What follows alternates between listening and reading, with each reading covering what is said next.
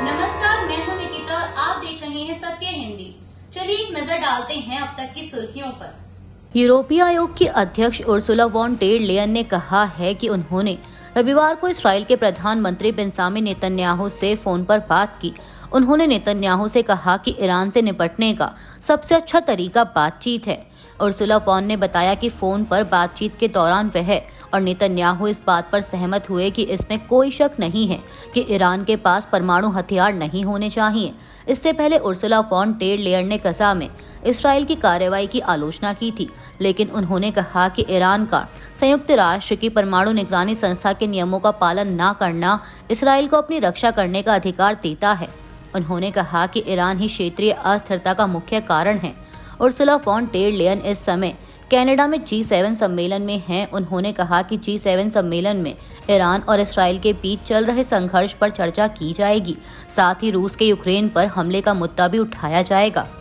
इस्राएली emergency service ने कहा कि रविवार रात हुए ईरान के हमलों में 5 लोगों की मौत हुई है। मारे गए लोगों में 2 पुरुष और 2 महिलाएं शामिल हैं। इस हमले में घायल हुए 92 लोगों को इलाज के लिए अस्पताल भेजा गया। इस्राएली इमरजेंसी सर्विस ने बताया कि शुक्रवार से अब तक इसराइल में मरने वालों की संख्या बढ़कर कम से कम 19 हो गई है। शुक्रवार से ही दोनों देशों ने एक दूसरे पर हमले शुरू कर दिए थे। वहीं ईरान के स्वास्थ्य मंत्रालय ने रविवार को बताया कि शुक्रवार से अब तक इसराइली हमलों में देश भर में 224 लोगों की मौत हो चुकी है। अमेरिका के राष्ट्रपति डोनाल्ड ट्रंप ने ऑपरेशन राइजिंग लॉयन शुरू होने के बाद से ईरानी supreme leader Ayatollah Ali Khamenei की हत्या की इस्राएली योजना को वीटो कर दिया है। यह जानकारी अमेरिकी न्यूज एजेंसी रॉयटर्स ने 2 अमेरिकी अधिकारियों के हवाले से दी। इस बीच ट्रंप ने एबीसी न्यूज के साथ एक इंटरव्यू के दौरान कहा कि यह संभव है कि हम इसराइल और ईरान के बीच सैन्य संघर्ष में शामिल हो सकते हैं, लेकिन उन्होंने दोहराया कि अमेरिका इस समय संघर्ष में शामिल नहीं है।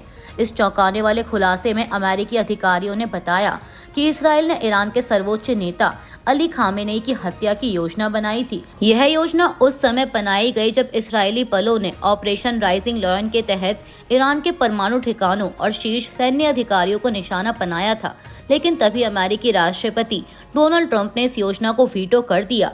उन्होंने इस्राएली नेताओं से साफ कहा कि क्या ईरान ने अभी तक किसी अमेरिकी को मारा है? नहीं, जब तक ऐसा नहीं होता हम उनके राजनीतिक नेतृत्व पर हमला करने की बात भी नहीं करेंगे। अमेरिका और इस्राएल के संबंध गहरे हैं, लेकिन ट्रंप ने उसको संतुलित भी बना रखा है। यही वजह है कि इस्राएल ने अमेरिका को अपने ऑपरेशन से पहले पूरी तरह से जानकारी दी थी। हालांकि इस्राएल के प्रधानमंत्री बेंजामिन नेतन्याहू ने खामेनेई हत्या की योजना पर प्रतिक्रिया देते हुए कहा कि इस तरह की रिपोर्टें पूरी तरह सही नहीं हैं। वहीं ट्रंप ने इस्राएल के हमलों का समर्थन तो किया, लेकिन स्पष्ट कर दिया कि राजनीतिक नेतृत्व की हत्या अमेरिका की नीति के खिलाफ है। ट्रंप ने हत्या की योजना को वीटो क्यों किया, इसके कई कारण बताए जा रहे हैं। पहला, कि अभी तक ईरान ने अमेरिका को सीधे कोई नुकसान नहीं पहुंचाया है। ईरान पर इतना बड़ा हमला करना अनावश्यक उकसावा होगा।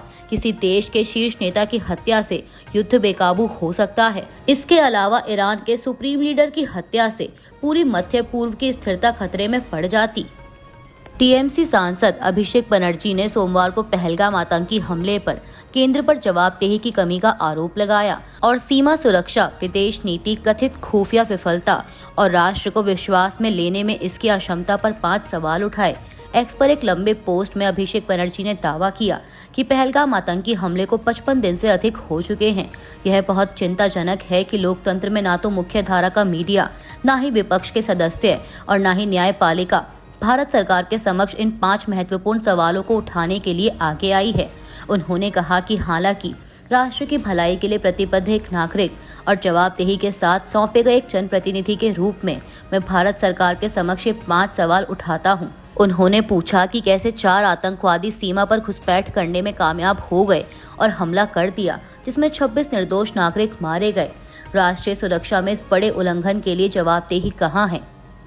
बीआरएस के कार्यकारी अध्यक्ष केटी रामाराव सोमवार को फॉर्मूला ई रेस मामले में चल रही जांच के तहत तेलंगाना सरकार के भ्रष्टाचार निरोधक ब्यूरो यानी एसीबी के समक्ष पेश हुए।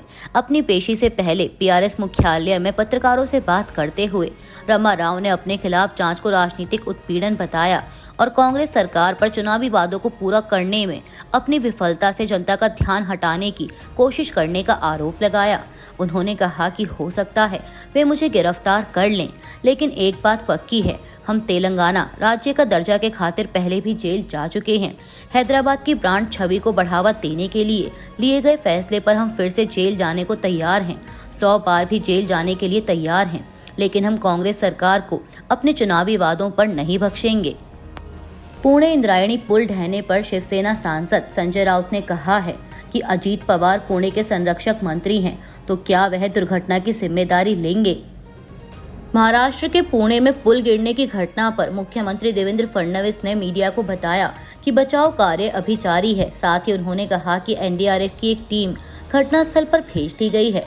मुख्यमंत्री फडणवीस ने बताया कि इस दुर्घटना में 2 लोगों की मौत हो गई और 32 लोग घायल हुए हैं। इनमें से 6 की हालत गंभीर है। फडणवीस ने सोशल मीडिया प्लेटफॉर्म एक्स पर एक पोस्ट में लिखा कि दुर्घटना की खबर सुनकर मुझे गहरा दुख हुआ है। प्रारंभिक जानकारी के अनुसार इस घटना में 2 लोगों की मौत हो गई। उन्होंने लिखा कि हम उन परिवारों के दुख में शामिल हैं। एनडीआरएफ को मौके पर तैनात किया गया है। राहत कार्य तेज कर दिया गया है।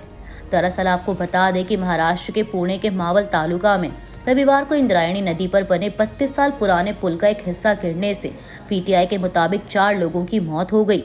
इस हादसे में कई पर्यटक घायल हुए हैं। इस पुल को असुरक्षित घोषित किया गया था। ऐसा पर्यटकों की भीड़ के कारण हुआ, जिन्होंने मौके पर लगे चेतावनी बोर्ड को नजरअंदाज कर दिया। पुल पर 100 से अधिक लोग मौजूद थे। यह टूरिस्ट और पिकनिक मनाने वालों के लिए एक लोकप्रिय स्थान है।